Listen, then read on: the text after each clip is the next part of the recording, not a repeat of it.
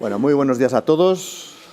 Encantados de estar otra vez aquí en esta jornada que hemos preparado un poco sorpresiva, un poco, en fin, espontánea, lo más rápido que hemos podido, dada la convalidación. Y además, en un día tan especial, tan oportuno, como que hoy se ha publicado en el BOE oficialmente la convalidación precisamente del Real Decreto. O sea que mejor día no podía ser. Ha tenido que ser por la mañana, pues porque, bueno, pues la sala del colegio por la tarde estaban todas ocupadas, ¿no? En todos estos días, ¿no? Entonces no teníamos más remedio que elegir un día por la mañana. Antes de empezar, sí, respecto de lo que es la sección, un par de cosas. En primer lugar, pues invitaros a que os apuntéis a la sección de arrendamientos urbanos, propiedad horizontal e inmobiliario del colegio. Ya vamos 900 y pico mil. Hombre, me haría ilusión llegar a los 1000, ¿no? O sea, que si hay alguien que todavía no se ha apuntado, que se apunte. Ya sabéis que pues, por ese simple hecho pues recibiréis los boletines de información de la editorial jurídica SEPIN. Son 3 arrendamientos, o 4, ya no lo sé, arrendamientos urbanos, propiedad horizontal, inmobiliario y apartamentos turísticos. Me parece que son los que actualmente se están enviando. Lo segundo, que tenéis el correo del colegio, arrendamientosurbanos@icam.es. Yo todos los correos que me enviéis los contesto. Si alguna vez no lo contesto es porque me he liado, porque tengo ya tantos correos que ya no, a veces no los controlo, pero en principio los contesto. Sugerencias que tengáis, alguna crítica, no hay ningún problema, Y, hombre, yo sobre todo agradezco las sugerencias que me podáis hacer. No me pidáis que os apunte en los correos a las jornadas, porque no lo puedo hacer. Solo se puede hacer a través de la página web, como me pedís muchos. Y luego ya, sin más prolegómenos, pues vamos a empezar la jornada sobre la reforma de los arrendamientos urbanos. Le he pedido a Enrique que también haga una pequeña referencia a la reforma en materia de propiedad horizontal. Es consustancial. Claro, para que no dejarlo solo en el tema de los arrendamientos urbanos. Y yo, a modo un poco introductorio, simplemente os diría que, bueno, pues por lo menos ya con la convalidación del decreto hemos puesto un poco, respiramos y damos un poco no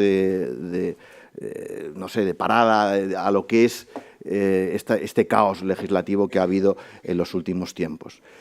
Yo creo que es necesario un texto refundido, o sea, en materia de arrendamientos urbanos, y desde el colegio, y invitaba a los compañeros que los presentaré a continuación y que están en las secciones de arrendamientos y son especialistas en esta materia en otros colegios de España, hombre, que intentemos, entre comillas, presionar al futuro gobierno para que todo lo que es la legislación en materia de arrendamientos urbanos se le dé un sentido y consigamos un texto refundido que probablemente, pues, no digo que solucione el problema, pero sí por lo tanto le dé un poco de claridad. Hay que ser conscientes de que ahora tenemos 6 regímenes jurídicos vigentes. 6. Esto, como lo comentaba con un compañero francés, que lo he dicho en alguna otra ocasión, me decía, yo esto no lo entiendo, ¿no? Realmente en España los abogados sois muy necesarios, porque es que haya que mirar la fecha del contrato para saber qué ley es la aplicable. Es que pensad que tenemos el Real Decreto del 64 para los contratos de renta antigua. Tenemos el Decreto Boyer del 85 para los contratos celebrados entre mayo del 85 y 1 de enero de 1994. Tenemos la LAU, tenemos la reforma del 2013, tenemos el decreto del 2018, el 21/2018, y tenemos ahora este. O sea, 6 regímenes jurídicos distintos. Ya, en fin, lo primero, como digo siempre, hay que mirar la fecha del contrato para determinar qué legislación le es aplicable a cada uno de ellos. Yo, este último Real Decreto, porque el anterior, pues, el que no fue convalidado, sí es aplicable a un periodo de tiempo muy escaso, muy pequeño, pero claro que no lo podemos tirar a la basura, el decreto 21/2018. Respecto a ese Real Decreto de 2018, yo recuerdo que escribí en el otro sí del Colegio de Abogados cuando salió en su momento que si realmente la intención del legislador era en este momento proteger al arrendatario, porque el legislador, como hemos visto a lo largo de la historia en materia de arrendamientos urbanos, es un péndulo, va desde la protección más absoluta del arrendatario a la protección del propietario, y no tiene necesariamente que coincidir con la ideología del gobierno de turno. Pensaros que el texto refundido del 64 fue dictado en el anterior régimen y ha sido el texto de mayor protección del arrendatario, que el decreto Boyer se dictó durante el periodo de un gobierno socialista y fue el texto más liberal que ha habido en materia de arrendamientos urbanos, porque estableció la absoluta libertad de pacto en cuanto a la duración del contrato de arrendamiento. Quizás la LAO del 2013 fue el texto más ajustado y ahí hubo un cierto consenso, aunque fue dictado durante la época del gobierno socialista. Sí se recogieron enmiendas que había hecho el Partido Popular, por ejemplo, y Convergencia y Unión también se recogieron varias enmiendas. Fue un texto más o menos consensuado. El 2013 volvimos a una cierta liberalización y ahora con estos dos decretos pues hemos vuelto otra vez a la protección del arrendatario. Pero en el decreto del 2018 una cosa que me había llamado mucho la atención y que yo lo comenté en su momento, es que había dos temas fundamentales que había olvidado el legislador. Por un lado, si realmente se quería proteger al arrendatario, no tenía sentido que la falta de inscripción de los contratos de arrendamiento en el registro de la propiedad produjera esos efectos devastadores que permitía que el arrendatario se fuera a la calle simplemente con la transmisión de la vivienda. O que no se hubiera modificado, por ejemplo, la reserva por razón de la materia que impone el artículo 249 y que luego nos comentará Cristina. No tenía sentido que uno de los procedimientos por excelencia que siguen los arrendatarios, que es la reclamación de la devolución de las fianzas, tuvieran que irse a un juicio declarativo ordinario. Eso paraba prácticamente las reclamaciones de devolución de fianza. Bueno, pues por lo menos, ya digo, si la voluntad, y no entro en consideraciones políticas, porque cada uno tenemos las nuestras, cada uno sabemos el efecto a lo mejor que puede producir esta reforma desde un punto de vista estrictamente jurídico. Yo creo que eran dos puntos de reforma necesarios que han sido recogidos en este último Real Decreto, con otras muchas deficiencias que evidentemente tienen y que vamos a intentar comentar hoy. La idea no es, y lo he comentado con los compañeros, un curso de formación. No, esto es un foro, para eso está el centro de estudios y además si no se enfadan, es un foro en el que vamos a centrar las bases fundamentales, los puntos críticos de la reforma. No quiero tampoco que sea excesivamente teórico. Precisamente son dos compañeros que, como yo digo, están en las trincheras, que ejercen, que están en el ejercicio de la profesión y que ven todos los días los problemas que tenemos en estos temas de arrendamientos urbanos, y por eso los hemos invitado hoy para que nos comenten su opinión y los puntos fundamentales de la reforma.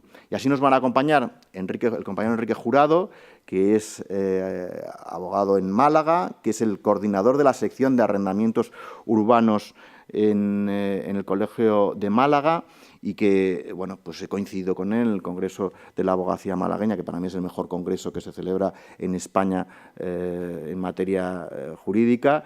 He coincidido con él en varias mesas, foros, me ha invitado y, vamos, doy fe de que es una de las personas que más sabe en el ámbito de los arrendamientos urbanos. Y también estará con nosotros a continuación, Enrique nos hablará de los aspectos sustantivos de la reforma, y a continuación Cristina Vallejo, que es diputada del Colegio de Abogados de Barcelona y que además pues, bueno, coordina un máster de Derecho Inmobiliario y, como digo, una auténtica especialista en la materia de arrendamientos urbanos y que nos hablará de los aspectos procesales. Yo cuando hablé con ella por teléfono, porque no nos conocíamos, pues yo diría que hasta me hizo ilusión que me dijo, hombre, yo me gustaría hablar de los aspectos procesales. Y digo, hombre, ya era hora que alguien se diera cuenta de que la reforma de la LAO del decreto, casi lo más importante, son los aspectos procesales.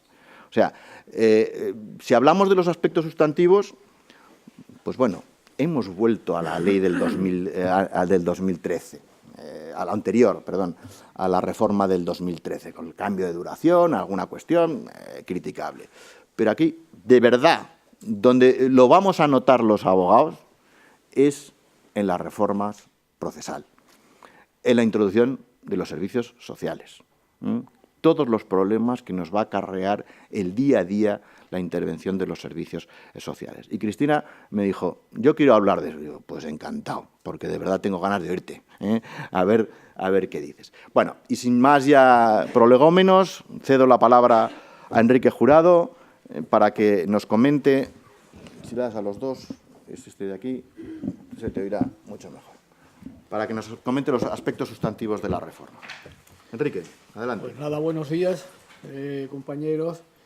Y yo, como he enfocado esto con muy poco tiempo, porque no me podía negar a Alberto, que tampoco se niega cuando yo lo llamo a venir a algún sitio, si os parece bien, es una breve introducción a lo que son los motivos de este decreto, lo que dice que son los motivos de este decreto, y una leve también enumeración de las reformas que ha supuesto en el texto de la Ley de Arrendamientos Urbanos y en materia de propiedad horizontal. Yo, además de ser coordinador de la sección de arrendamientos urbanos, también allí es una sección de arrendamientos urbanos y propiedad horizontal. Y además soy de la opinión que esta reforma que se hace de la ley de propiedad horizontal es importante también a los efectos de los arrendamientos, como veremos a continuación. Y luego creo que lo más interesante de una jornada de esta naturaleza es el diálogo que podamos tener y el debate que se pueda suscitar aquí entre todos nosotros como profesionales del derecho y en esta materia especialmente, porque podemos afinar, aquilatar muy bien todo lo que se dice y todo lo que se está haciendo en esta materia. El Real Decreto Ley 7 de 2019 de medidas urgentes en materia de vivienda y alquiler, la primera parte de la especie de exposición de motivos que tiene viene a intentar justificar el porqué de la urgencia del decreto, del Real Decreto Ley, para la modificación de la Ley de Arrendamientos Urbanos y de las otras materias que vienen aquí. Yo no voy a entrar en la justificación de tipo político o no que pueda tener esto, pero sí que evidentemente esos motivos que enumeran ahí en su mayoría existen y ya la urgencia perentoria de hacerlo pues es una cosa que yo no me voy a pronunciar sobre ella, pero que sí existía. Como justificación y objetivo de la reforma que se hace, pues se enumera la grave situación de vulneración, de vulnerabilidad económica y social de un gran número de familias y hogares para afrontar los pagos de los alquileres de las viviendas, la escasez de las viviendas sociales para poder ser alquiladas,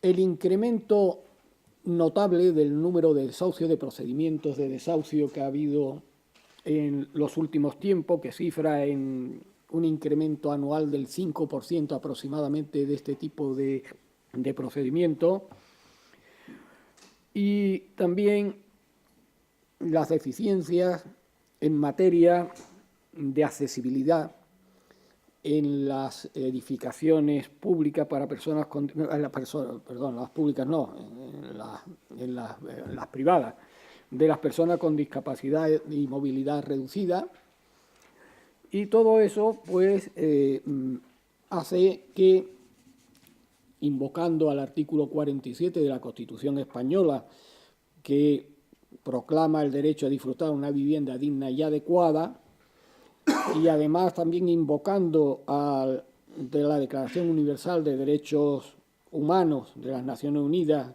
que en su artículo 25 pues viene también a hacer una declaración sobre como derecho fundamental de la persona el de la vivienda, y lo equipara al de los alimentos, al vestido o a la asistencia médica, pues todo esto justifica que se tenga que acudir a una reforma de la ley de arrendamiento urbano. A mí realmente lo que no me vale es la comparación que se hace en esta exposición de motivos entre la situación de España y la del resto de Europa. No venimos de una legislación equivalente ni de una situación social equivalente al del resto de Europa.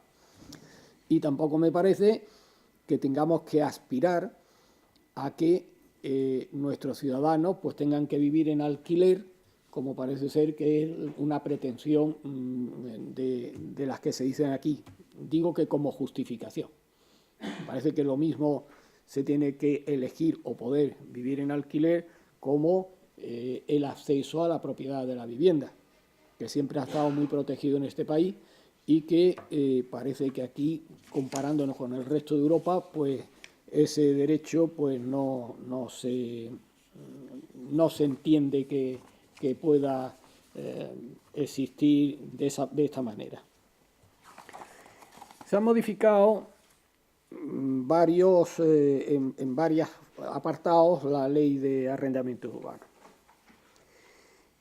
Por lo pronto, se excluye del ámbito de aplicación de la ley de arrendamientos urbanos dos cosas. Por un lado, lo que podríamos llamar viviendas suntuarias, que en la calificación que se hace en el artículo, la reforma del artículo 4.2 de la ley, pues se establece que tendrán esa consideración las viviendas de más de 300 metros cuadrados o con una renta anual inicial que exceda 5,5 veces el salario mínimo interprofesional en cómputo anual. A esta se le dice que se pueden regir por la voluntad de las partes los contratos en todo su aspecto, en casi todos sus aspectos. Y la otra exclusión que se hace de la aplicación de la ley son las de las viviendas turísticas. Llamemos viviendas turísticas, alojamientos turísticos o como lo queremos llamar. Lo que no me ha gustado es que no se hace una definición precisa de lo que son arrendamientos turísticos, arrendamientos de viviendas turísticas. No se hace, hay que concluirlo por otros medios, pero no por la propia redacción de la ley. Porque lo que dice el artículo, la modificación del artículo 5, apartado E, es que se excluye del ámbito de la ley la cesión temporal del uso de la totalidad de una vivienda amueblada y equipada cuando esté sometida a normativa sectorial turística. La definición no es muy precisa, pero puede venir motivado porque como las atribuciones sobre esta materia, sobre turismo, están asignadas a las distintas comunidades de propietarios, a las distintas comunidades autónomas, pues resulta que en cada una de las comunidades autónomas tenemos una legislación distinta y una normativa distinta con respecto a las viviendas turísticas, a los apartamentos turísticos, a los hoteles, a los alojamientos turísticos. Hay una normativa general que luego se ha desarrollado por cada una de las autonomías y es un poco caótica la situación y que puede venir por esto motivado el que no se defina exactamente. Por ejemplo, en la de Andalucía, que es la que yo más conozco, pues eso de la cesión temporal del uso dice el artículo de la totalidad de una vivienda amueblada y equipada. Pues resulta que allí la normativa turística permite también los arrendamientos con uso turísticos de una especie de alojamiento que pueden ser por habitaciones. Quiere decir que si es de la totalidad, pues esta ley está excluyendo ese tipo de alojamientos turísticos que está regulado en la legislación andaluza, que es el alojamiento en habitaciones que se alquilan con uso turístico. Y una de las condiciones que tiene allí es que el propietario tiene que seguir viviendo en la vivienda en alguna de las habitaciones. Pero que se pueda vivir, pues esas no estarían ya incluidas en esta. Así que a esa falta de definición pues puede provocar que la aplicación de esta ley en distintas comunidades pueda dar problemas importantes y que no se cumpla la finalidad.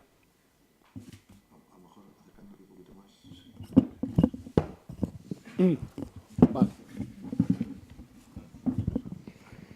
De acuerdo. Bien, como ya Alberto ha dicho con anterioridad, pues se ha suprimido en el artículo 7 de la ley pues la obligación de la necesidad de la inscripción en el registro de la propiedad para que los contratos de arrendamiento tengan efecto frente a terceros. A mí, como coincido con él en que esto ha sido bueno. Esto ha sido volver a que tengan efecto estos arrendamientos frente a terceros sin necesidad de esa inscripción en el registro. Esa inscripción resultaba muy costosa y resultaba muy ardua, porque claro, tenían que ponerse de acuerdo las dos partes para el otorgamiento de esa escritura que tuviera acceso al registro con los costos que suponían, los costos notariales, los costos de registro y los costos fiscales, porque esto era un acto jurídico documentado, lo cual limitaba en exceso la protección que podía tener el arrendatario frente a los terceros que se hicieran con la vivienda por uno u otro método. Y lo que sí es muy importante son las reformas que se han instrumentado del artículo 9 de la ley de arrendamiento con respecto a las prórrogas forzosas. Realmente se han modificado dos apartados del artículo 9. El apartado 1, que es el que establece que la duración de los contratos será la libremente pactada por las partes, pero que si es inferior a 5 años, si se trata de persona física, el arrendador, o de 7 años si el arrendador es persona jurídica, se tiene que prorrogar el contrato obligatoriamente por plazos anuales hasta cumplir esos plazos, o sea, los 5 o los 7 años que se establece, a no ser que el arrendatario con 30 días de antelación manifieste su voluntad de no renovarlo a la terminación del contrato o de cualquiera de sus prórrogas. O sea que se sigue dejando ese plazo que se establecía. Vale. Este plazo de 30 días pues es el mismo que existía antes y que se ha vuelto a poner en vigor y que me parece pues muy acertada la medida. En el apartado tercero del mismo artículo 9... Perdone. Sí. ¿Sí? No. ¿Ahora? Problemas técnicos. Sí.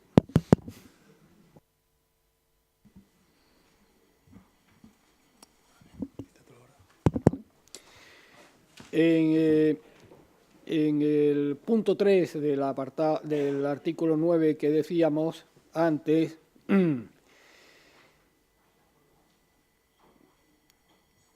establece una medida que no sé exactamente cómo se va a aplicar o si se va a convertir en una cláusula de estilo, que es que no procede la prórroga obligatoria de los contratos cuando el arrendador haya hecho constar de forma expresa en el contrato la necesidad de ocupar la vivienda antes de los 5 años de plazo para destinarla a vivienda permanente para sí o su familiar en primer grado de consanguinidad o por adopción o para su cónyuge con sentencia firme de separación, divorcio o nulidad. Digo que no sé, porque claro, se hace constar esa necesidad, pero en un plazo de 5 años que tiene en vigor el contrato, ¿va a saber anticipadamente el arrendador que puede estar en esa necesidad para hacerlo constar expresamente? ¿O esto se va a convertir en una cláusula de estilo para que en todos los contratos se pongan, oiga usted, y que voy a tener necesidad de la vivienda porque mi hijo, y tal, no lo sé, no lo veo yo muy acorde con la realidad, con la propia realidad. Y establece además la regla de que esa necesidad hay que comunicarla luego con 2 meses de antelación al arrendatario para que pueda tener efecto, darle esos 2 meses. Y que si en el plazo de los 3 meses desde que se desaloja no se ha ocupado de esa manera, pues que entonces el arrendatario tiene derecho a volver por un nuevo periodo de hasta 5 años, tiene derecho a volver a ocupar la vivienda, o puede reclamar, o ser indemnizado con el equivalente a una mensualidad por cada año que le quedaran por cumplir.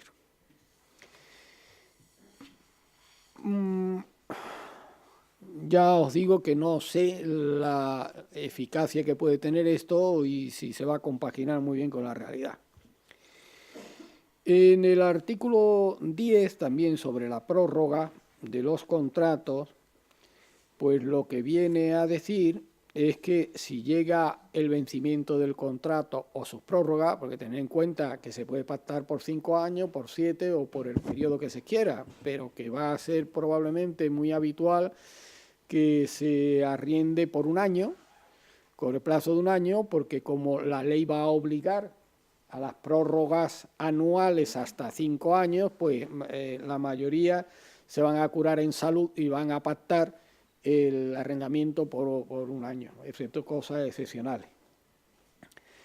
Bueno, pues lo que establece el artículo 10 sobre esas prórrogas es que llegado el vencimiento del contrato o su prórroga, y con un mínimo de 5 años, o si no se notifica la no renovación al arrendador, con 4 meses de antelación, y por el arrendatario con 2 meses también de anticipación, pues se tiene que prorrogar obligatoriamente por plazos anuales hasta el máximo de 3 años. A no ser que el arrendatario con 1 mes de antelación también pues comunique en cualquiera el vencimiento, antes del vencimiento de cualquier anualidad, comunique que no va a renovar. Pero se establece entonces esa prórroga, se vuelve a la prórroga, sabéis que ha sido de 1 año y se vuelve a 3 años. Bien. El artículo 13 también se ha reformado y... sí. La modificación es que pasamos de la tácita reconducción ahora a 1 año a 3 años. A 3 años. Es que te he entendido mal en la explicación. Lo mismo me he explicado yo más. Es que hacemos luego preguntas que si no, no me explicaba. Vale, era por no cortar. Sí, 3 años. La tácita de reconducción va a ser de 3 años. A no ser que el propio arrendatario, pues al finalizar cualquiera de las anualidades, con 30 días de antelación, pues notifique al arrendador que no va a seguir en el contrato. Sí.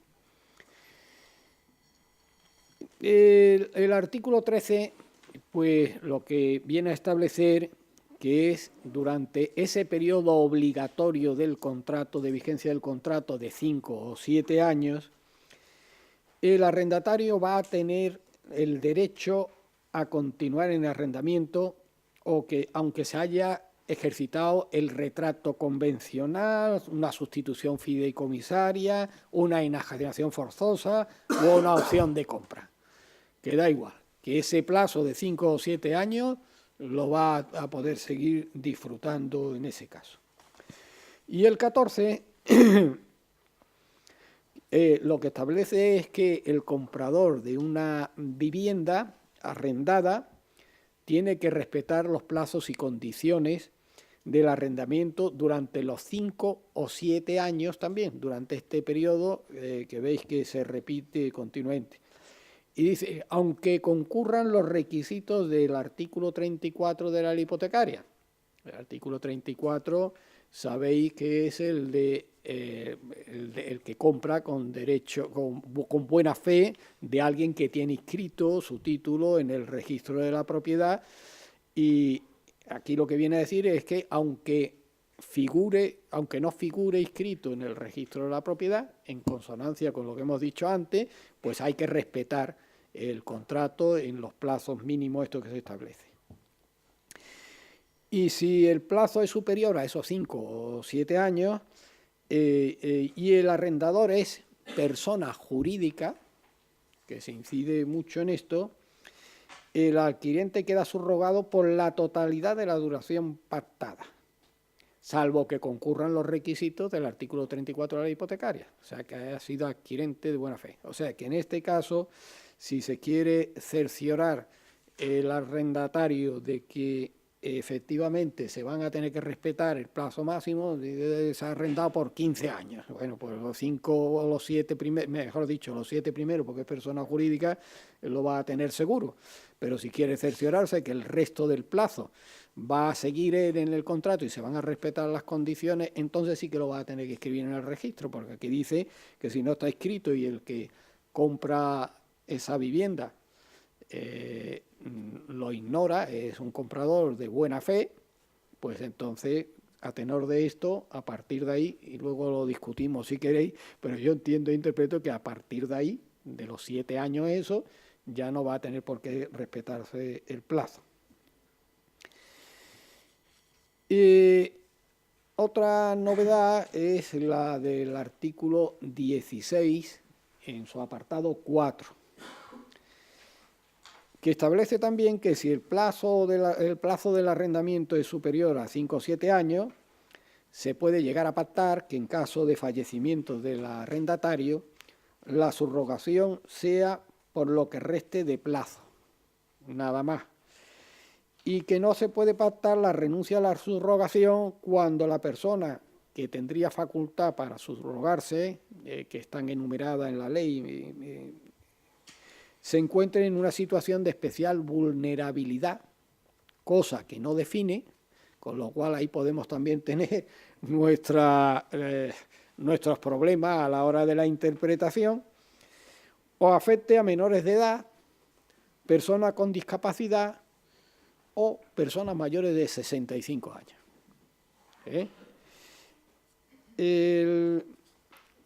A partir del artículo 17, pues nos vamos a meter con la renta, ya con la renta.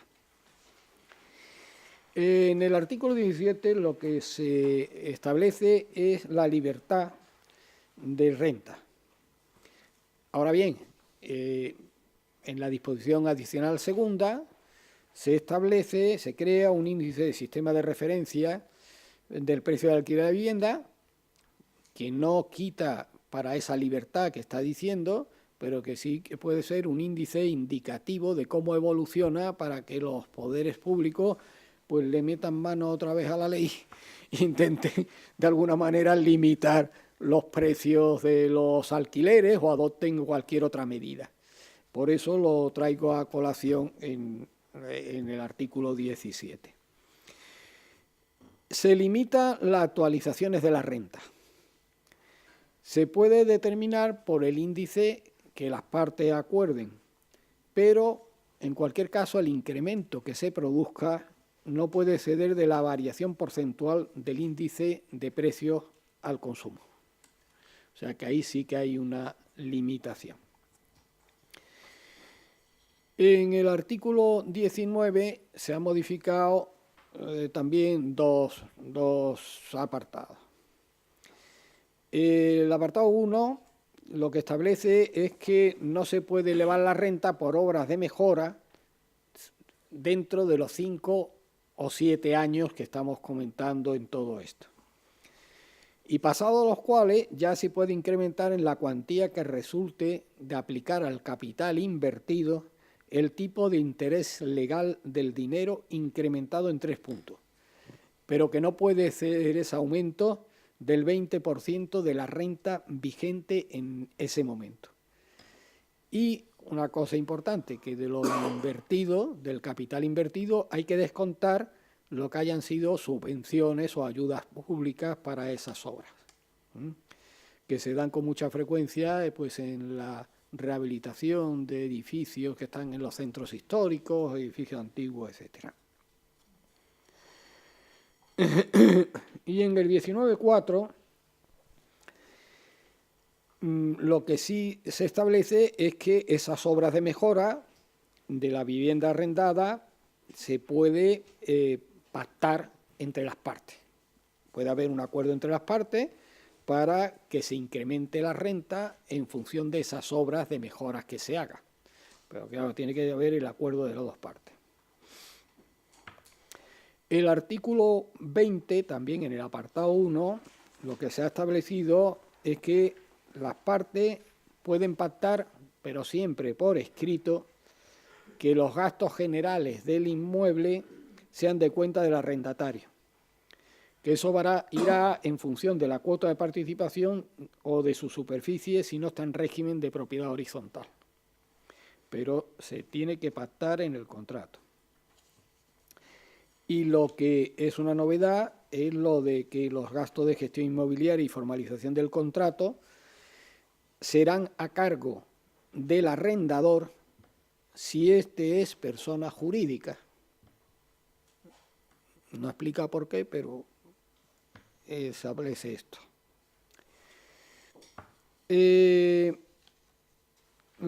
artículo 25, en su apartado 7, lo que establece es que no existe el derecho de tanteo o retrato del arrendatario si se venden en conjunto todas las viviendas que tenga en el edificio, incluso locales, que tengan en el edificio un mismo propietario, o si se vende el edificio completo. Pero yo aquí creo que luego lo podemos hablar, Alberto, porque antes lo que existía, este precepto, y estaba avalado por la jurisprudencia, es si se vendía el edificio completo. Y ahora, sin embargo, ahí parece que la modificación que se introduce es que se vendan las viviendas que en ese edificio tenga el mismo propietario, pero no tiene que ser el edificio completo. Y eso sí que sería una novedad. También se establece un derecho de adquisición preferente por la administración pública cuando se venda la totalidad del inmueble. Y también se fija ya una cosa que es de cajón, visto lo anterior, que si solo existe una vivienda, el arrendatario tiene el derecho al tanteo y el retrato.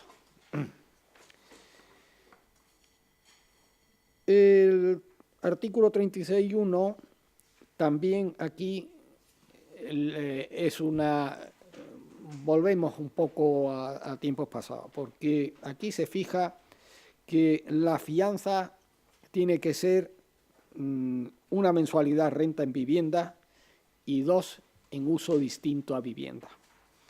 Y en el 36.2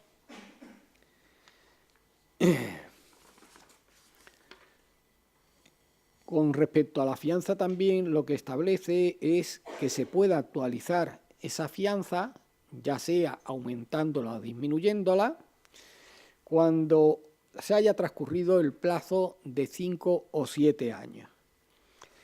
El arrendador puede exigir que sea incrementada o el arrendatario que se disminuya hasta hacerse igual a la mensualidad o 2 de la renta vigente. Y en el 36.3 que la actualización se regirá también por lo estipulado por la voluntad de las partes y si hay falta de pacto, por lo acordado por la actualización de la renta. Esto se refiere, perdóname, no lo he dicho, se refiere a la fianza también. O sea, transcurrido ese periodo, cuando se vaya a revisar, puede haberse acordado en contrato o por voluntad de las partes en ese momento cuál sea el índice de actualización y en su defecto, pues el que se haya acordado un contrato para la actualización de la renta. Y por último, en la Ley de Arrendamiento Urbano, en el 36.5 se establece que puede establecerse, pactarse en el contrato, una garantía adicional a la fianza en metálico, pero que en vivienda no puede exceder de 2 mensualidades de renta. En propiedad horizontal se han reformado 3 artículos. El primero es el 9.1F, que es el que establecía el fondo de reserva que obligatoriamente tienen que tener las comunidades de propietarios, que estaba fijado en un 5% del presupuesto anual que se tuviera. Ahora se incrementa al 10% del último presupuesto ordinario, que además se establece que puede ser utilizado ese fondo de reserva para las obras de reparación, conservación y rehabilitación. Y la novedad es que se añade que se puede emplear para las obras de accesibilidad que previene el artículo 10.1b. El artículo 10.1b, que lo vamos a ver a continuación. Y que esa actualización puede hacerse en los 3 ejercicios presupuestarios siguientes a la entrada en vigor de esta reforma. O sea, se ha querido dar un poco de cuartelillo a las comunidades de propietarios para que puedan actualizarlas no de golpe en ese 5%, sino en los 3 ejercicios siguientes a la entrada en vigor de la reforma.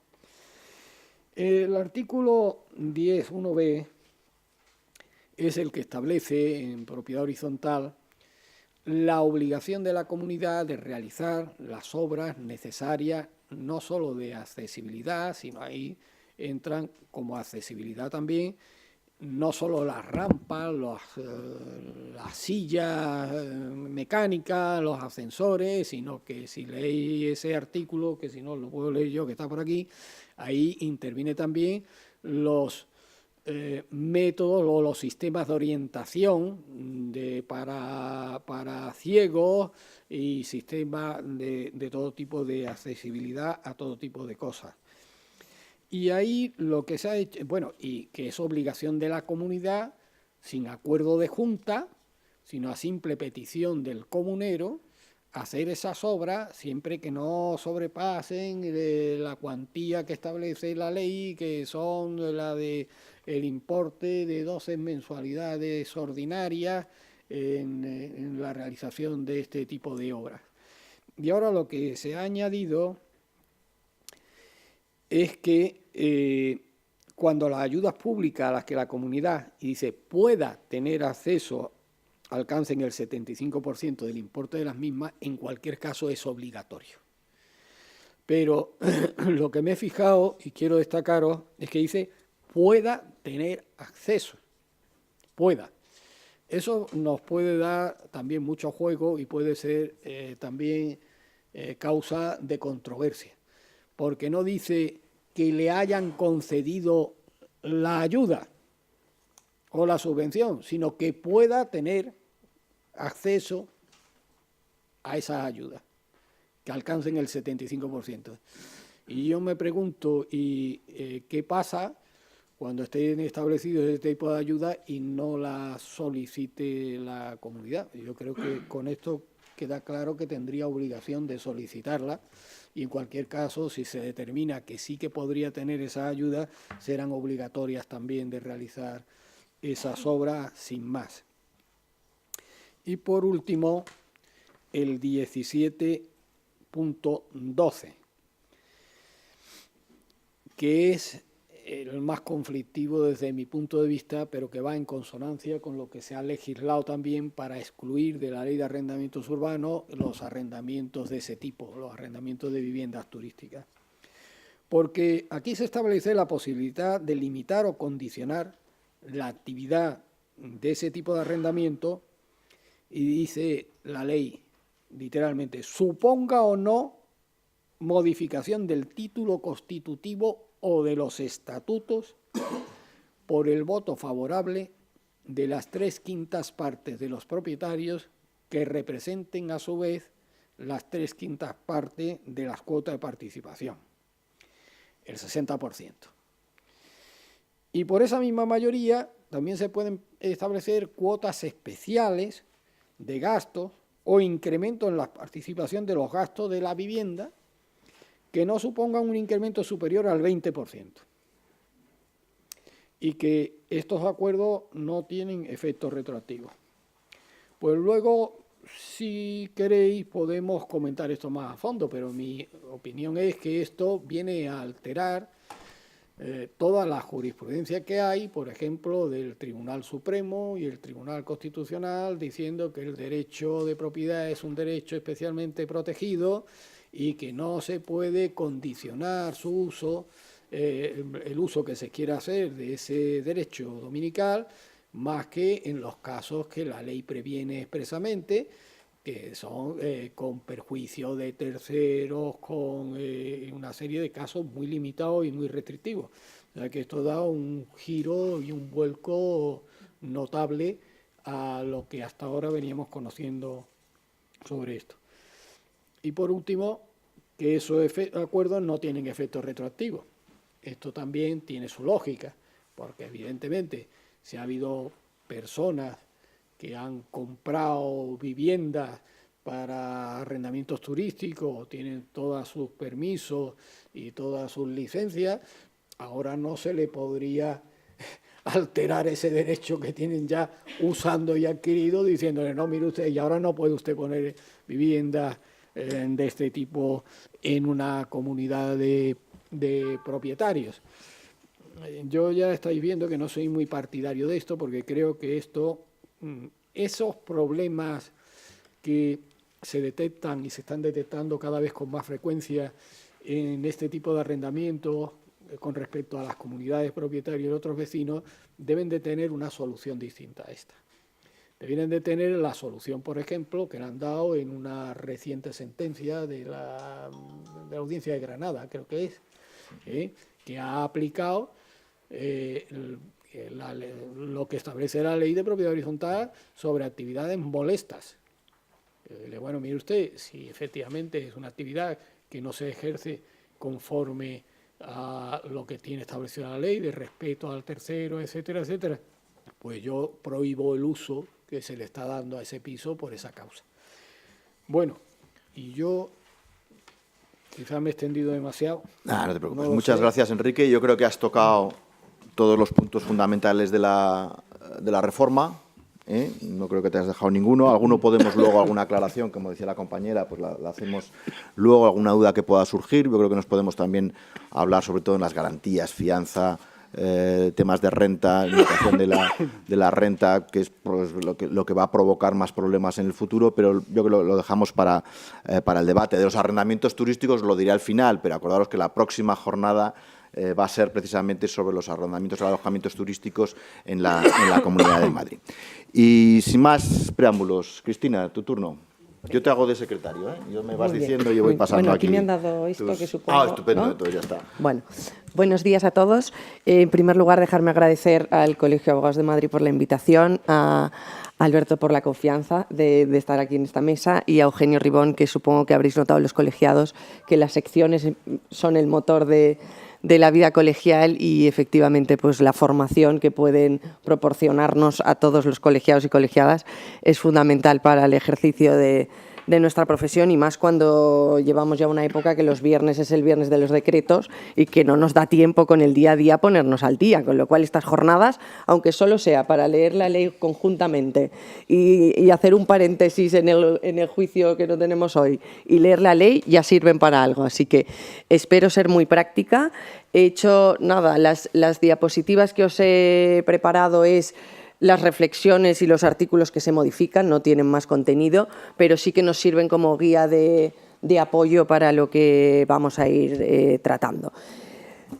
Un breve inciso al principio antes de entrar en la batalla, porque a mí me toca ser crítica, criticar mucho la técnica legislativa, criticar el procedimiento que nos viene encima a los que pues estamos a diario en el juzgado, sobre todo en el lado del propietario, que como le explicamos ahora a un propietario, todas estas suspensiones que hay por en medio del procedimiento, ya nos costaba presentar una demanda y tener llaves en un plazo razonable.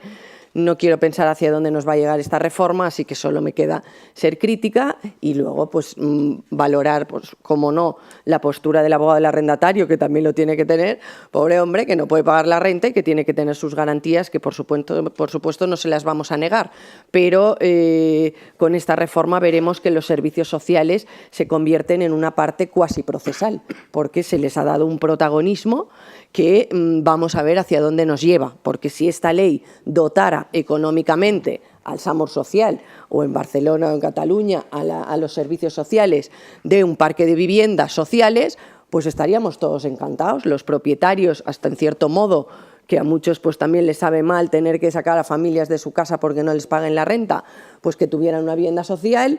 Pero temo que este Real Decreto, como muchos otros, no van con una bolsa de recursos económicos para los servicios sociales. Así que no me queda otra que hacer este preámbulo antes de entrar en el detalle. Y si además me voy a la exposición de motivos, como decía mi compañero de mesa, pues bueno, como le ha tocado la parte sustantiva, pues efectivamente esta parte de la exposición de motivos que nos dice medidas urgentes para aumentar la oferta de vivienda en alquiler, equilibrando la posición jurídica del propietario y el inquilino en la relación arrendaticia. Si yo me voy al artículo 9 y 10, comparto totalmente lo que dice aquí la exposición de motivos. Es mucho más estable una relación arrendaticia de 5+3 o de 7+3, que da lugar a una relación de 8 años y 10 años, que la que teníamos hasta ahora de 3+1, porque cada 3 años yo no creo que le diera estabilidad al propietario tener que volver a negociar con el inquilino. Y imaginaros al inquilino, que cada 3 años tenía que renegociar la renta y no le subían el IPC, como mínimo 200 o 300 euros le caían de aumento. Entonces, estoy de acuerdo que sustantivamente este marco normativo nos podría llevar a una estabilidad. Pero luego tenemos... Esas son las luces de la reforma. Tenemos las sombras que me tocan a mí, y con lo optimista y positiva que soy. Pero, claro, con esta reforma legislativa, ¿cómo va a dar estabilidad esta reforma si cuando se impaga la renta tenemos un procedimiento como el que vamos a ver ahora rápidamente? Los propietarios los tenemos asustados, os tengo que decir, consultado con los colegios de administradores de fincas, no saben por dónde coger esta reforma procesal. Porque ¿qué garantías tiene un propietario que va a alquilar con un mínimo de aval de 2 meses de garantía cuando esos 2 meses ya se los comen los asistentes sociales haciendo el informe? Entonces, perdonadme que hable así en este tono, pero yo esta parte del preámbulo de la exposición de motivos la comparto en la reforma sustantiva, pero no la puedo compartir en la reforma procesal. Voy a materia. La primera reforma, que aquí... Sí que, como decía Alberto al comienzo de la exposición de la mesa de hoy, era una reforma que sí que necesitábamos del artículo 249. ¿Qué nos dice el 249? Como sabéis, por razón de la materia, 249 regula los procedimientos ordinarios por razón de la materia y nos decías este 249 antes de la reforma que serán todos aquellos asuntos que se dediquen a procesos arrendaticios siempre que no estén en el 250, que era falta de pago, expiración del plazo contractual o legal, precario y reclamación de rentas. Con lo cual el propietario gozaba de unos beneficios procesales, que era acudir por razón de la materia a un verbal para reclamar sus derechos. Sin embargo, el arrendatario no gozaba de esas mismas garantías o beneficios, dijéramos, del proceso verbal, porque si quería reclamar la devolución de una fianza tenía que acudir al 249, porque no estaba ese proceso en el 250. Tampoco podíamos acudir a razón de la cuantía porque teníamos esta regla de razón de la materia del 249. Esta reforma nos introduce este texto que os he copiado aquí, que dice: o salvo que sea posible hacer una valoración de la cuantía del objeto del procedimiento, en cuyo caso será el que corresponda a tenor de las reglas generales de esta ley. Con lo cual, si yo puedo hacer una valoración de la cuantía objeto del procedimiento, léase, arrendatario que reclama una fianza que normalmente está por debajo incluso de los 2.000 euros, en que no es ni preceptivo abogado ni procurador, tenía que ir por razón de la materia, hasta esta reforma, a un ordinario, con lo cual era preceptivo ir con abogado y procurador. Con esta reforma legislativa, lo que permite este artículo es que si mi fianza supere o no los 2.000, pero en todo caso no supere los 6.000 euros, pueda acudir, por razón de la cuantía, a las reglas generales y, por lo tanto, al 250 y a un procedimiento verbal. Con lo cual, eso beneficia mucho la acción del arrendatario de recuperar la fianza. Hasta aquí, perfecto. Pero ya os pongo la primera pega, empieza a ser negativa. Teniendo en cuenta la regla del 251.9, que como sabéis nos dice que la cuantía de los procesos arrendaticios es una anualidad de renta, si conjugamos el 251.9 con el 249 recién reformado, nos lleva a que podamos acudir a un verbal en aquellos asuntos que, aplicada esta regla, me dé menos de 6.000 o hasta 6.000. ¿A qué procedimientos me estoy refiriendo?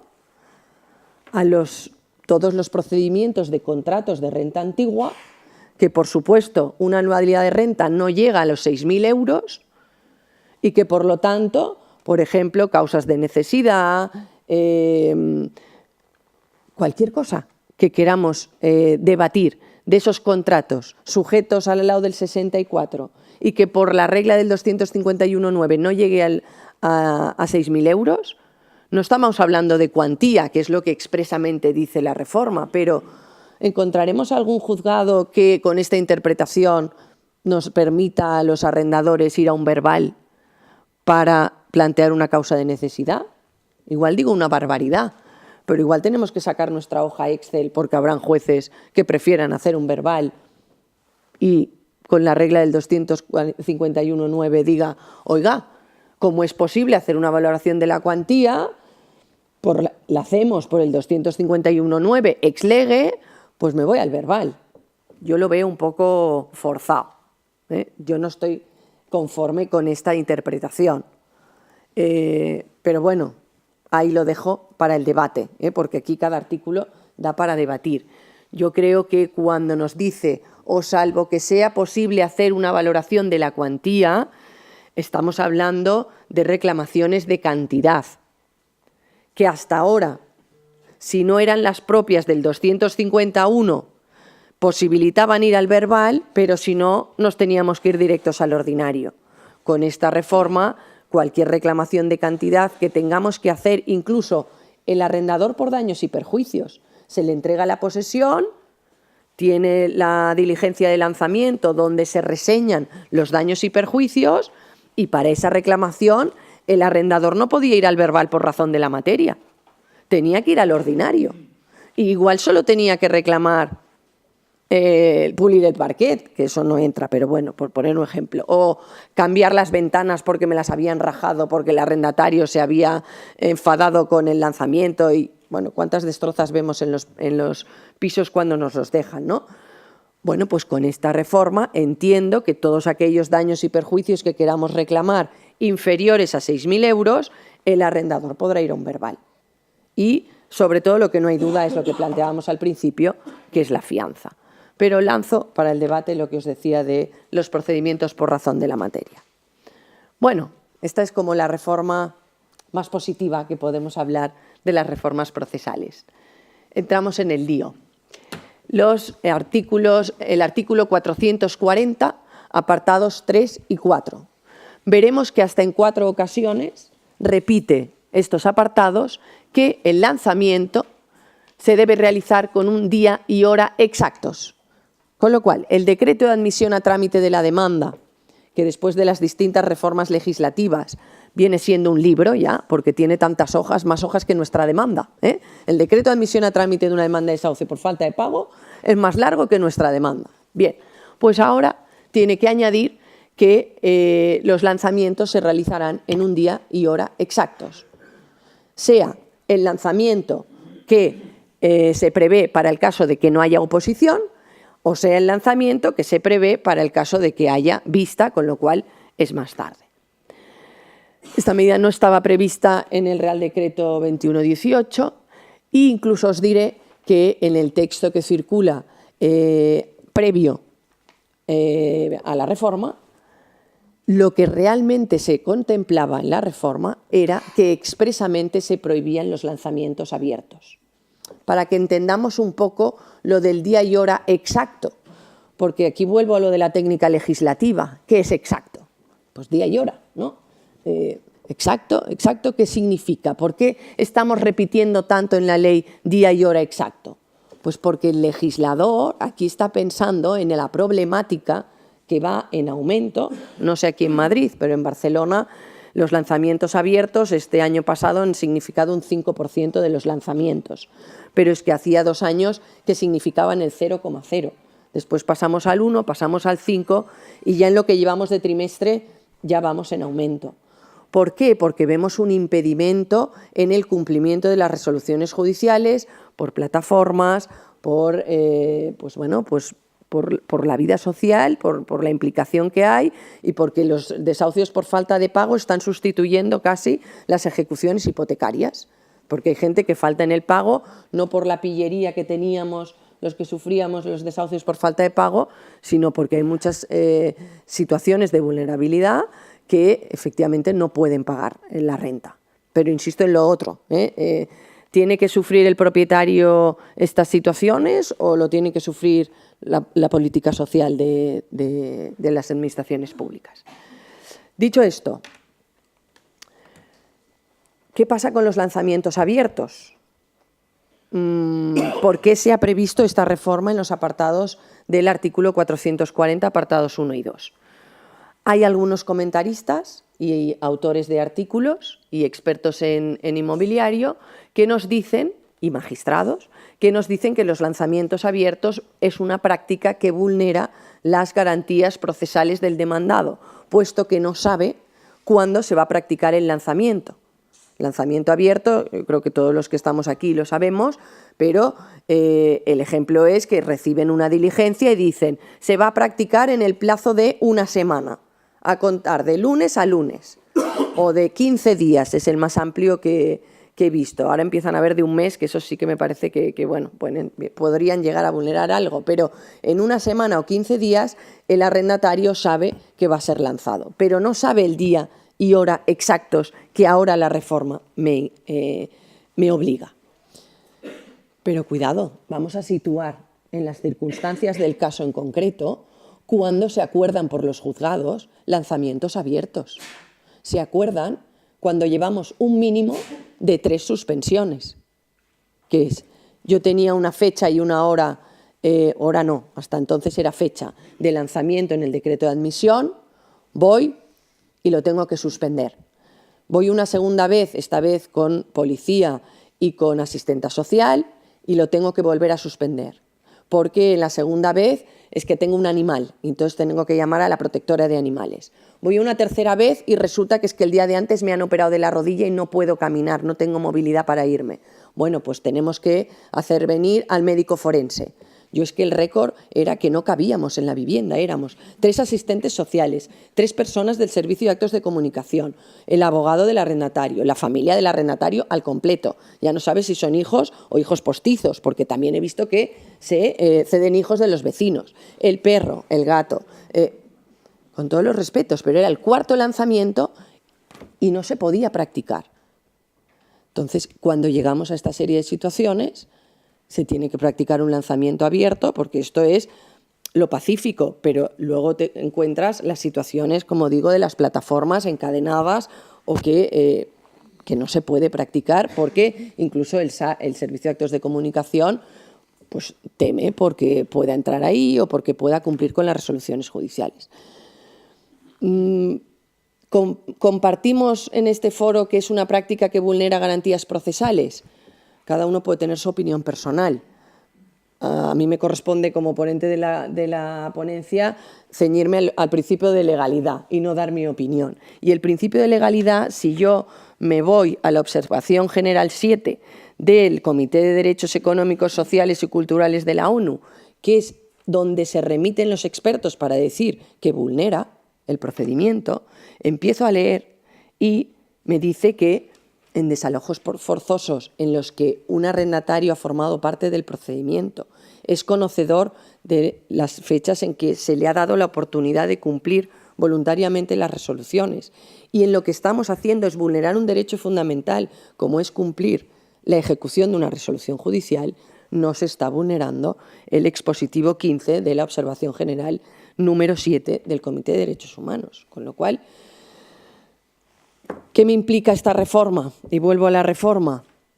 Pues claro, lo que me implica es que día y hora exactos, pues yo no sé aquí en Madrid, pero en Barcelona el Servicio de Actos de Comunicación Civil, este ratito que llevamos vigente, este Real Decreto, está funcionando de la misma manera, porque no pueden dar una hora exacta, porque hasta que no llegue el día del lanzamiento, ese día la Comisión Judicial se imprime los lanzamientos que tiene y va en ruta. Y yo no puedo saber si son las 11 horas exactas o las 11:15 exactas, porque igual el lanzamiento de las 9 se me ha alargado un poquito más. Es que es imposible de cumplir. Entonces, estamos en un momento muy prematuro para saber dónde nos va a llevar esta reforma de la hora exacta. Yo creo que la práctica forense le va a poner un poco más de sentido común a la técnica legislativa que tenemos, porque va a ser complicado lo del día y la hora exacta. También es cierto que para el abogado que defiende al arrendatario, pues ahí tiene un mecanismo legal para solicitar nulidades de la práctica del lanzamiento cuando no se cumpla el día y la hora exacta. Así que el debate en la práctica forense va a estar servido para el propietario y para el arrendatario, porque por supuesto el abogado del arrendatario tiene un mecanismo en esta reforma para, en su caso, impugnar la ejecución. Bueno, esta es la reflexión que dejo para el debate. ¿En qué puede afectar, con respecto al timing actual en la tramitación de un desahucio, el día y hora exacto de este contenido de la reforma? Ahí lo dejo para el debate. Bien, el 441 es la reforma estrella, ¿no? La que ya anticipábamos de los servicios sociales, que juegan un papel muy protagonista en esta reforma.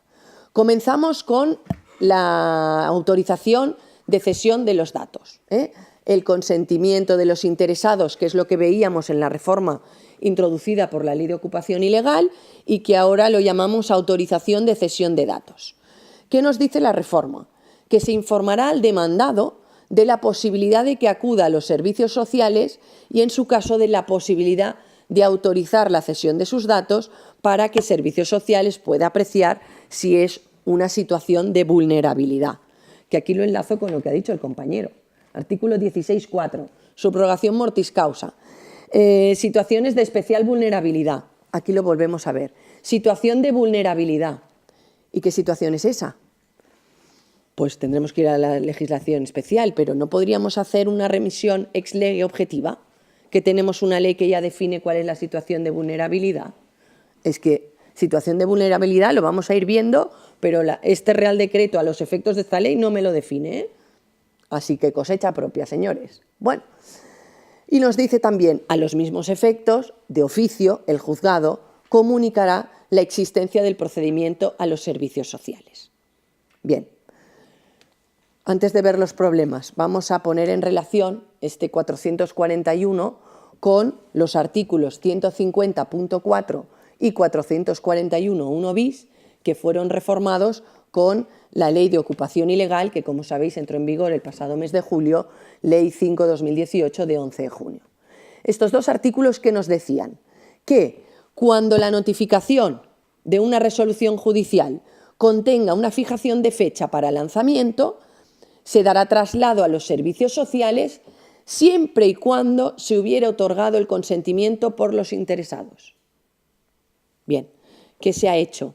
En las diligencias de notificación y de emplazamiento, los formularios públicos contienen una casilla y si encuentran a las personas a quien notificar, tienen que cruzar esa casilla y firmar. Y eso se está equiparando al consentimiento de los interesados. El 441.1 bis nos dice que, porque estamos en sede de ocupación ilegal, si hemos podido identificar a los interesados o a los ignorados ocupantes, si otorgan el consentimiento de los interesados, se dará traslado a los servicios públicos. Tanto la reforma del 441 como la reforma del 150.4 y 441.1 bis están sujetando a la voluntad del demandado que se dé traslado a los servicios sociales la cesión de los datos en esta reforma o el consentimiento de actuación en la reforma de la ocupación ilegal. Claro, para el debate lanzo, como de oficio el juzgado va a comunicar los datos a los servicios sociales, ¿pueden los servicios sociales actuar de forma proactiva y con los datos del número del procedimiento, las partes del procedimiento, localizar al arrendatario, aunque el arrendatario no ceda esa protección de datos o esos datos? Yo he introducido el punto tercero. Como vamos a tener que cambiar nuestro clausulado del contrato de arrendamiento de vivienda con todas estas reformas sustantivas, ¿por qué no añadimos una cláusula en la que le decimos al arrendatario que nos ceda los datos a los efectos previstos en la Ley de Enjuiciamiento Civil, y así si yo tengo que poner una demanda de desahucio por falta de pago, no me hace falta esperar a que ceden los datos? Ya directamente con la conjunción de mi contrato, que ya mi arrendatario previamente ha cedido los datos, y que de oficio el juzgado comunica a los servicios sociales, al menos adelantamos. Porque es que ahora veremos que los servicios sociales dicen que como notificarán al órgano judicial inmediatamente si el hogar se encuentra en situación, nuevamente, situación de vulnerabilidad social y o económico. ¿Qué es inmediatamente? Concepto jurídico indeterminado que puede ser muy gráfico inmediatamente, pero yo, al menos de la ciudad de la que vengo, con el colapso que tienen los servicios sociales, inmediatamente se está traduciendo en 3-4 meses. No sé aquí, si tenéis más suerte que yo, pero lo de inmediatamente creo que va a tener que ser reformado porque no lo vamos a cumplir para nada. Bueno, estas son las preguntas que someto a debate y la idea de la cláusula en los contratos de arrendamiento. Avanzo, que esta es la consecuencia más negativa procesalmente de la reforma. Sigo leyendo el 441. Recibida dicha comunicación inmediatamente, entre comillas, el LAG suspenderá el proceso hasta que se adopten las medidas que los servicios sociales estimen oportunas, durante un plazo máximo, menos mal que me ha dado cierre, un plazo máximo de suspensión de 1 mes a contar desde la recepción de la comunicación, o de 3 meses si el demandante es persona jurídica. Bien, imaginémonos que soy positiva y el inmediatamente se cumple de una forma razonable, 15 días, 3 semanas, entre que se recibe, se despacha, se estudia, 15 días, 3 semanas no nos lo quita nadie, siendo inmediatamente. Bien. Recibimos la comunicación de servicios sociales que nos dicen, por ejemplo, que van a tener disponibilidad de una vivienda social en el plazo de 6 meses, porque eso nos lo están diciendo ya. El plazo de suspensión del procedimiento, independientemente de esta medida, me lo están fijando en 1 mes si es persona física el propietario y en 3 meses si es persona jurídica el propietario. Localicemos esta suspensión. Si yo hago una línea del procedimiento de desahucio, tengo demanda, decreto de admisión con toda esta novela de obligaciones y derechos, y con un requerimiento de 10 días al arrendatario para que diga si paga, si desaloja o si se opone. Este requerimiento entendemos que es el que va a quedar suspendido si estamos en una comunicación de familias con vulnerabilidad social. Cuando se reanude el procedimiento, sea 1 mes o sean 3 meses, el arrendatario se opondrá al desahucio, pagará o desalojará voluntariamente, cosa que no sé si habéis visto alguna vez. Yo creo que lo he visto 2 veces en 20 años. Bueno, una vez se reanuda, no sé si lo he puesto a continuación, no, lo veremos en una diapositiva posterior, pero lo lanzo aquí. Una vez se reanuda el procedimiento, si se ha opuesto el arrendatario, seguimos esa línea, celebramos juicio, sentencia y ejecución de la sentencia el día del lanzamiento, que ya constaba en el decreto de admisión. No se ha reformado, señores y señoras, el artículo 704. Con lo cual, si además de ser familias de vulnerabilidad social y económica, es vivienda habitual, estamos hablando de vivienda, ¿cómo no lo va a ser? También tenemos que suspender el procedimiento un mes, o concederle más bien un mes, o si se justifica 2 meses al arrendatario para que desaloje. Entonces, vuelvo a lo de la exposición de motivos y a la reflexión. Ahora tendré un procedimiento en el que, interpuesta la demanda en día de hoy, ya tenemos un poco de colapso con que se dicte el decreto de admisión, que antes se admitían rápido, ahora 2-3 meses igual no nos los quita nadie. Más los 2-3 meses entre que Servicios Sociales dice algo, más el plazo de suspensión, 6. Más celebración de juicio y sentencia, pongámosle 3 más, 9. Más los 2 meses, porque es vivienda habitual, 1 año, señores. Si nos impagan la renta y nos viene un cliente, bueno, ¿cuándo me vas a dar las llaves? Pues le diremos, bueno, pues a ver qué garantía tenemos. Cogemos el Real Decreto, ostras, fianza de 1 mes y 2 meses, 3 meses. Pues 3 meses que vas a tener garantizados y 9 que ya veremos si los podrás reclamar. Bueno, el abogado de oficio tendrá estas herramientas. Bueno, en Barcelona esto no nos está suponiendo un retraso. ¿Está suponiendo retraso aquí? Pues añado lo que dice el compañero, el retraso por la designación. Comprenderéis que yo de verdad sonrío a la vida cada día cuando me levanto. Soy súper optimista, de verdad que lo soy, Pero hoy me conocéis en la versión más negativa de Cristina Vallejo, porque claro, ¿qué hacemos con esta reforma?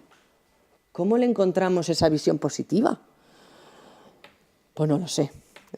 Vamos a ver. Ojalá que en el debate haya alguna reflexión positiva. Sí.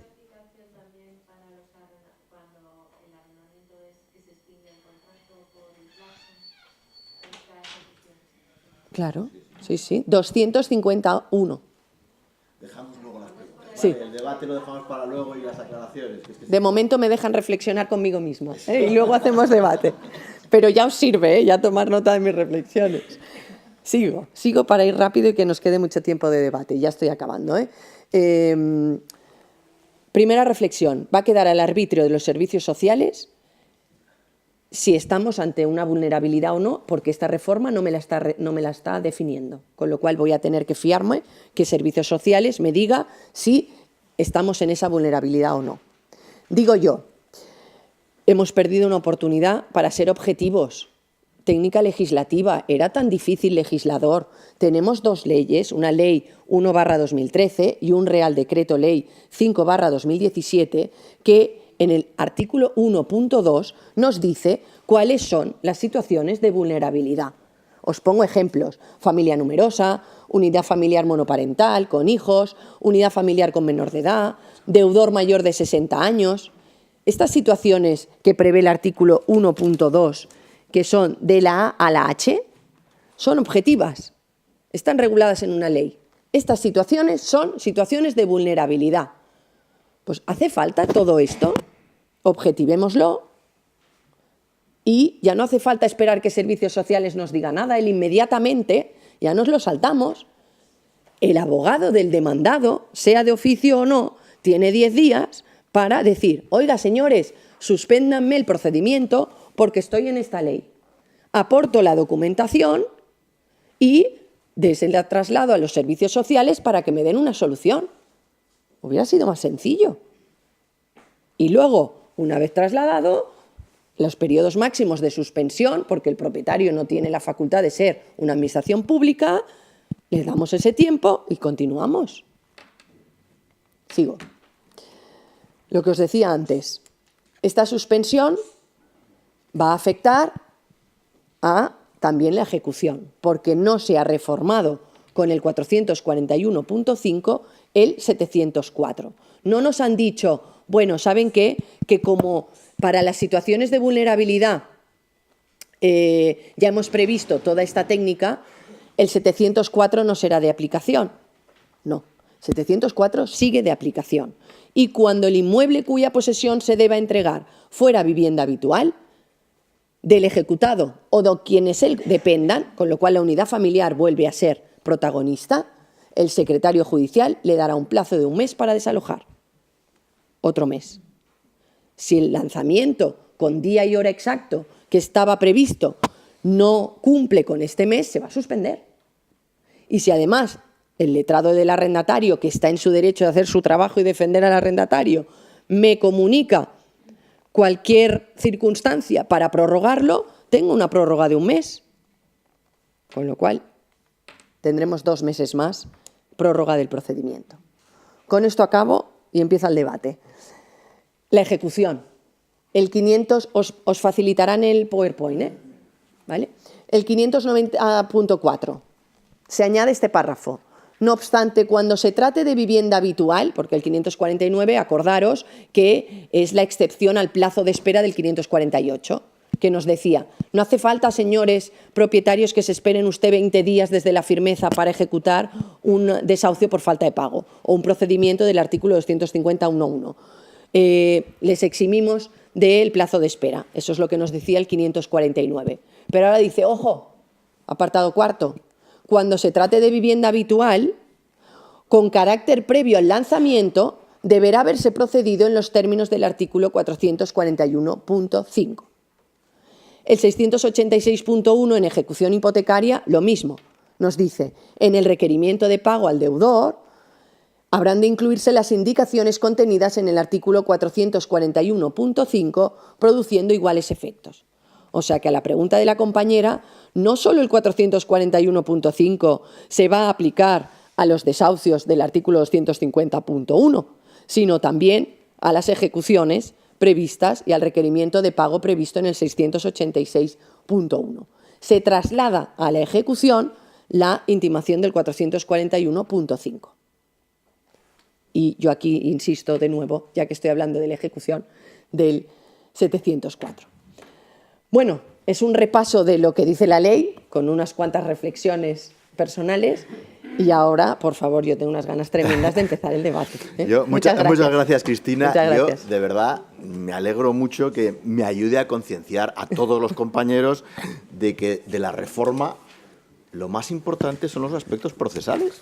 Es que yo no he oído a nadie, ni a ilustres juristas, ilustres compañeros, que hablen de la cuestión procesal. Estas son 2 tonterías, ha cambiado 2 artículos y ya está. No, lo más importante, lo que nos va a alterar la vida como abogados, ya defendamos los intereses de los arrendadores o incluso de los arrendatarios, es la pésima regulación de la reforma procesal que se ha producido. Es pésima y va a provocar una dilación en los lanzamientos con una mínima habilidad por parte del compañero de la parte contraria en el caso de que defendamos los intereses de la propiedad, impredecible, impredecible.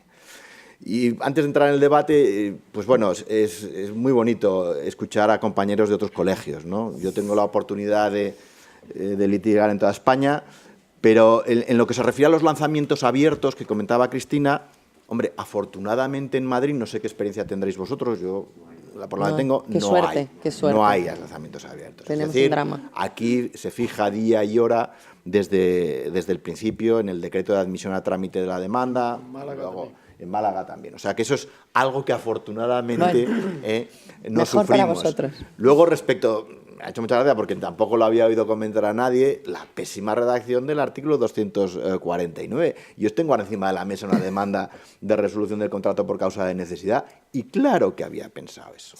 Claro que había pensado eso. Digo, si la cuantía siempre la vamos a poder determinar por una anualidad de la renta. Ahora bien, yo voy a presentar una demanda de juicio ordinario, porque realmente el espíritu, creo, el espíritu de la ley es que se mantenga la reserva por razón de la materia y los otros sean precisamente excepciones. Es decir, si estamos ante una resolución de un contrato de arrendamiento de renta antigua en que la cuantía anual son 3.000 euros, yo me voy a ir, y además que es que no tengo ninguna duda de admisión, o sea, al juicio ordinario en lugar de al juicio verbal. Y sin más, prolonguémonos. Venga, preguntas, cuestiones, reflexiones de cada uno. ¿Perdona? Que la compañera Venga, se ha quedado. adelante. Y disculpa antes, es que si no, no acabábamos. Me daba miedo que nos fuéramos de horario. Es que hay muchas dudas. Bueno, en primer lugar, muchas gracias al colegio. No puedo venir a la de enero y he podido venir a esta. me había dado cuenta ni de las cosas documentales que vienen muy bien. Empiezo con él y luego tengo otra pregunta con respecto a la tácita reconducción, que efectivamente tanto el antiguo decreto como este va a 3 años, que entiendo que es un retroceso. Nos surgió una duda cuando modificamos los contratos, ¿y qué pasa con las sucesivas prórrogas? ¿Nos vamos a 1 año o son 3-3-3? Yo creo que es 1 año. Yo entiendo que es 1 año también. O sea, Sí. creo que además en todo caso sería una discusión más jurisprudencial, un poco Sí. lo que opinen. Y luego otra cosa, nosotros lo que estamos haciendo, porque nosotros sobre todo somos persona jurídica y entendíamos que 7 años ya abarca mucho, sobre todo por el tema de la renta y las modificaciones que pueda haber, un poco de cara a los que os dedicáis a esto. Hemos vuelto a la famosa cláusula que poníamos antes del ataque, en los 3 años la quitamos le comunicamos expresamente que no hay lugar a tácita reconducción, con independencia de que lo notifiquemos con los 4 meses y tal, pero por si se nos olvida, y ha modificado mucho entendemos que no queremos continuar con el arrendamiento, el poder defenderlo judicialmente con esa cláusula, pero todo como muy expresamente, os lo digo por si os sirve de idea, y bueno, con respecto a las modificaciones, y luego me voy al tema procesal. El tema de los servicios sociales también nos cuestionaba mucha duda, porque además ahora estamos con el abogado de oficio, sí que estamos teniendo problemas. Yo me dedico también a arrendador, soy defensora de arrendador 20 años también, o sea que ya llevo, y tenemos muchos problemas con las demoras que hay, y nos suscitaba mucho problema también de qué pasa con los servicios sociales, que es vulnerabilidad. Aplicaré un poco la ley de los conceptos que has puesto, pero nosotros lo que planteamos, a nivel debate, creo que esto lo que nos está haciendo es que ahora miremos mucho más las nóminas y miremos mucho más a quién vamos a arrendar. Me voy a ir también a familias numerosas ahora y a todo. Pero bueno, independientemente de eso, lo que hicimos, además también para tener regulado en materia de protección de datos, el autorizar que podamos facilitar los datos en los contratos nuevos que estamos haciendo, estamos diciendo que nos facilitan muchos datos para valorar un poco la viabilidad del arrendamiento. Hemos puesto que nos autorizan a poder facilitar toda la documentación previa de cara a la formalización del contrato para poder ofrecerse al juzgado, en el sentido de, digamos, que adelantar que no existe vulnerabilidad porque son personas con unos puestos de trabajo fijos, etc. Sí, la cláusula que os comentaba de cesión de datos. Claro, el problema es que yo, no sé si te he entendido bien, yo lo que entiendo es que tenemos que evitar que vayan a servicios sociales. No que vayan a servicios sociales y que valoren. O sea, Ambas cosas. Porque el abogado del arrendatario, como bien decía el compañero, y más si es del turno de oficio, lo que va a intentar es hacer su trabajo, que es que realmente el 441.5 se cumpla y que vaya a servicios sociales, claro. Dudo que lo puedas evitar el traslado. Lo que pasa es que todos, ahora es una pregunta, ¿todos van a ir a asistencia social? O sea, Yo espero que no, haciendo bien los deberes, como tú dices. A mí se me plantea un impago de una renta en un barrio pues como Salamanca, que las rentas no son de 400 euros, sino que son elevadas y que de repente no te pagan la renta. Y que no están en estos 7 apartados de la ley. ¿Tenemos que ir siempre al 441.5? Te habla de vulnerabilidad, en principio, ¿no? Pero claro, y si te quedas en paro por el camino, y si... es que es muy complicado. Yo tengo un tema de un piso en la calle Serrano Lista, zona carísima, y no llega a 300 metros, pero por muy poco. Y ahí va a ser no. Claro. Yo, una precisión respecto Se ha ido de a Madrid. servicios sociales, claro. Perdona, respecto de Madrid, una precisión en cuanto a lo que son la situación de vulnerabilidad, que como muy bien decía Cristina, pues no está definida, y desde luego sería necesario que se estableciera una regulación específica, incluso Claro. yo diría que a nivel estatal. En Madrid sí que tenemos lo que es la emergencia social, y viene regulado en la orden de 24 de octubre de 2016 y en el decreto 52/2016 de 31 de mayo. Ahí se define lo que es situación de emergencia social, y yo no digo que pueda servir ahora, a la hora de determinar lo que ahora debe entenderse por situación de vulnerabilidad. Al fin y al cabo, son los servicios sociales los que van a determinar esa situación de vulnerabilidad. ¿En qué se van a apoyar? En Madrid, en el decreto y en la orden que os he dicho. No hay otro marco legislativo al efecto. Entonces yo creo que es interesante que sepamos cómo se define emergencia social en esas dos disposiciones para, no vamos a poder luego atacarlo, pero por lo menos para que sepamos los parámetros que probablemente van a seguir ahora estos servicios sociales. ¿De acuerdo? Yo creo que la previsión de la compañía de por 9 meses y 10 meses, yo creo que es mucho más. El tema de los servicios sociales, están todos que están atascados. Antes de esto estaban ya atascados para sus temas específicos y objetivos del organismo. Ahora, a mí me han dicho gente que está ahí metida en los servicios sociales que es impredecible, que no pueden sacar. Entonces, no tengo plazo. A lo mejor estamos hablando de 2 años, ¿eh? A lo mejor estamos hablando de 2 años, porque si tienen que emitir ese informe, pues, y no lo emiten, no han puesto plazo. Por el inmediato no han puesto plazo. Si inmediato es como indefinido los contratos, no tienes plazo.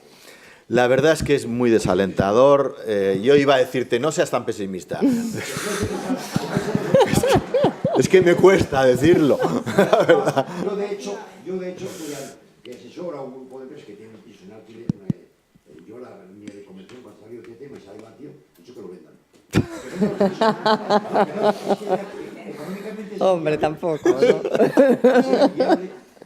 Puede ser inviable el negocio de pisos de este tipo, pues va a ser inviable. Que lo vendan. Vamos a ver, yo tengo una experiencia muy reciente del Escorial, una situación de vulnerabilidad, y el Escorial funciona mal. No, los que hayáis intervenido ahí lo sabéis, que bueno, pues me he encontrado con un letrado de la Administración de Justicia muy resolutivo y que ha requerido 2 o 3 veces, sin venir en el texto legal, los plazos. Oiga, de oficio a los servicios sociales. Requiérase al demandado para que manifieste en el plazo de 5 días. No sé de dónde se lo saca, pero bueno, lo está haciendo. Te quiero decir que vamos a ver esto, cómo lo manejan los tribunales y si nos dan una solución. Pero, vamos a entrar en el debate. ¿Alguna otra reflexión, pregunta? Vamos por orden de aquí para arriba para abajo. Dime. No, nada más quería saber si puede volver a comentar lo del índice de precios de consumo. ¿Se ha suprimido o se puede pactar perfectamente? No, se puede pactar libremente el índice que se quiera de revalorización. Lo único que dicen es que si sobrepasa el índice de precios de consumo, en los puntos que yo he dicho, que lo tengo por aquí, pues... Para no llevarse sorpresas, que no sobrepase y luego tengamos que... Bueno, claro, eso ya es una cuestión práctica. ¿Es la cláusula de que se actualiza conforme al IPC y ya está? Claro que sí. Ah, vale. Sí. Ya no te lo voy a más. Claro, naturalmente. Admite el IPC subir de viviendas cuando sube más el IPC general de consumo, de precios de consumo. ¿La bala no tiene eso? Es que eso es un defecto quizá de redacción, porque no dice si es el índice general o el índice de... Vamos a ver, yo lo que decía, uniendo a lo que decía la compañera de las cláusulas que se incluyen en el contrato, los que redactamos contratos y nos ponemos en el lugar de los arrendadores, incluimos muchas veces cláusulas que sabemos que son nulas, ¿no?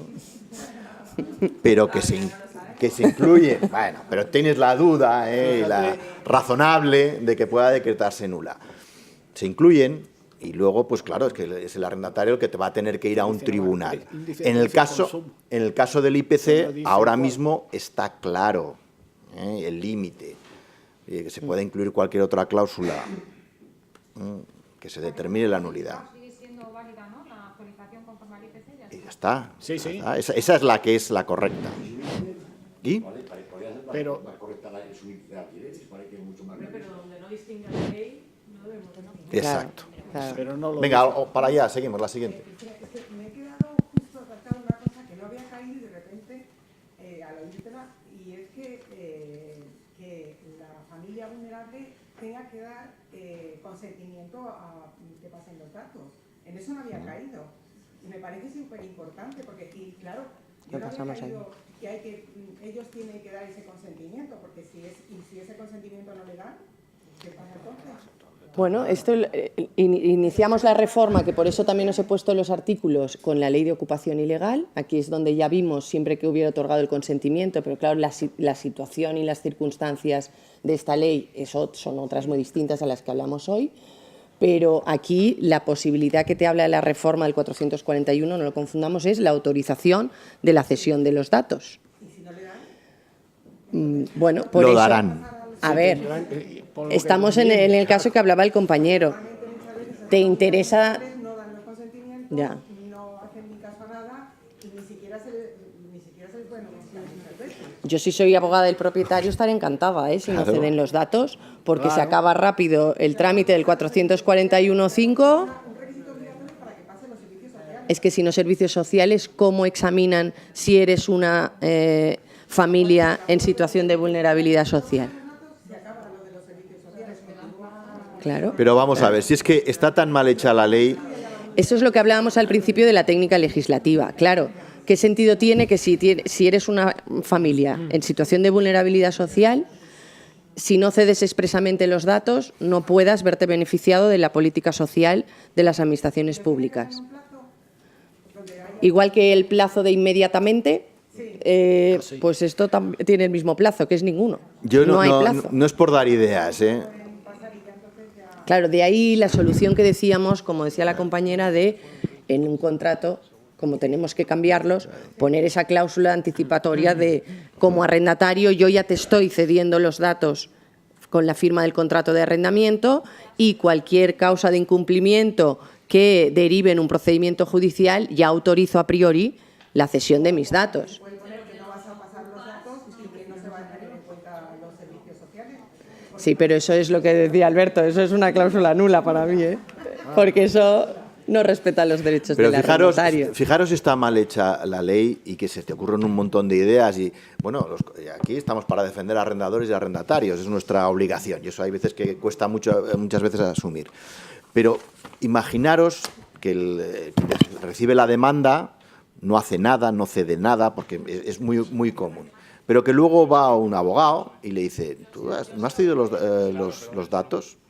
Aunque sea el día antes del lanzamiento, si él presenta un escrito al juzgado y dice, oiga, mire, que yo me hallo en situación de vulnerabilidad y he solicitado a los servicios sociales en el día de hoy que se examine esta situación de vulnerabilidad, el día antes del lanzamiento, ¿creéis que un juzgado no va a suspender el lanzamiento? Va a suspender. Pero era tan sencillo como haberlo hecho como solicitud de abogado de oficio.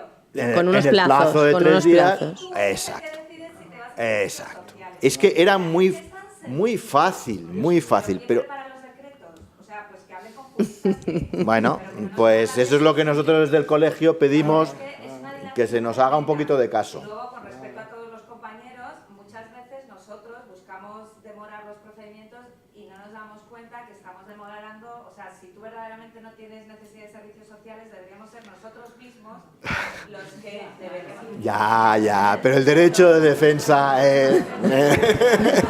vamos a entrar en un debate un poco peliagudo, Que sí. Que no hay nada como estar en el lado contrario para ver las cosas. Venga, Exacto. más porque si no se nos va. Siguiendo para atrás, compañero.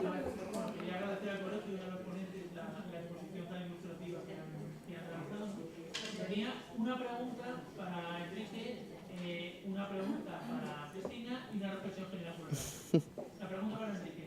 El famoso índice de referencia de precios, eso tiene carácter indicativo de momento, ¿no? Es decir, no es vinculante. No.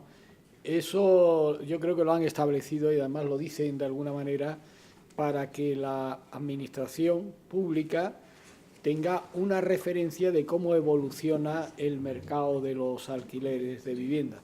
Pero por ahora, al menos, no tiene ninguna aplicación práctica para nosotros.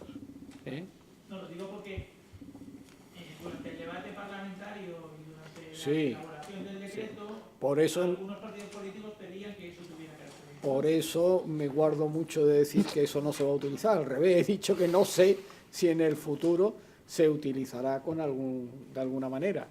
Pero por ahora no es más que un índice referencial, para que tengan eso. De todas formas, yo quería hacer una observación respecto a lo que ha dicho el compañero de la primera fila, que ya no es un negocio alquilar viviendas y que todo está fatal. Creo que la vivienda no es un negocio, es un derecho reconocido en nuestra Constitución y creo que efectivamente si no es un sea otro negocio, señores empresarios. Esto es una constitución, es un derecho, y el legislador debe legislar conforme a nuestra constitución. Sí, pero también de la misma forma Es lo que creo yo, es una opinión, él ha tenido la suya y yo la mía. Me parece muy bien. Para eso estamos aquí, para escuchar a todo el mundo. Que los alquileres no es el negocio, que es el negocio ahora mismo más bollante que hay, sino que me parece obsceno. Claro, a mí me parece obsceno decir que los alquileres ya no son negocio, que hay que vender los pisos. No me parece constitucional, ni me parece que respete el derecho reconocido en nuestro tiempo. Es la Constitución, compañero.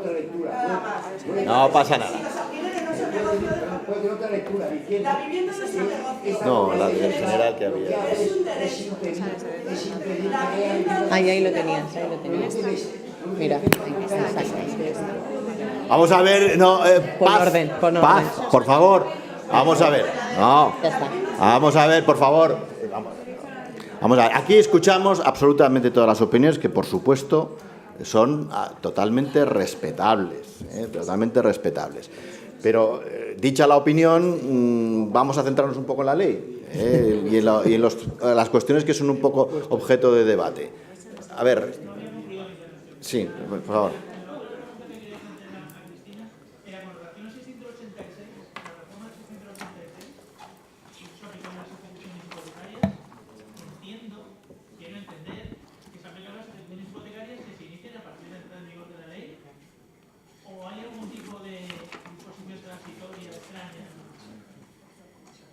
No hay disposiciones transitorias extrañas como en la ley de crédito mobiliario, que esas dan para otra ponencia.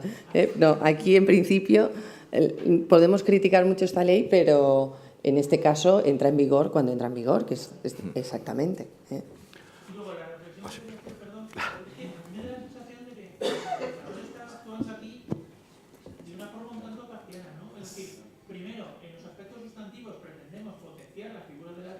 Pretendemos tutelar al arrendatario y pretendemos incentivar el alquiler. Exacto. Perfecto. Aumentamos las prórrogas obligatorias, limitamos las fianzas, perfecto. Pero luego limitamos enormemente la posibilidad de llevar a cabo un proceso en caso de impago, en caso de extinción de contrato, etcétera. ¿Qué conseguimos? Creo que se consigue un objetivo perverso. El objetivo perverso es que el propietario no va a alquilar vivienda. Es lo que dice. Es la reflexión inicial de la ponencia, efectivamente. Reflexión, vamos para atrás. Siguiente, ahí al fondo, izquierda. Aquí había otro. Ah, perdón.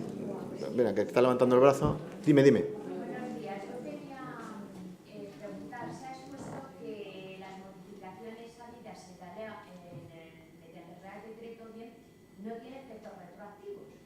Entiendo que las modificaciones existentes igualmente en la ley de propiedad horizontal a la que se ha hecho alusión tampoco tienen efectos retroactivos, ¿no? No lo tienen, no.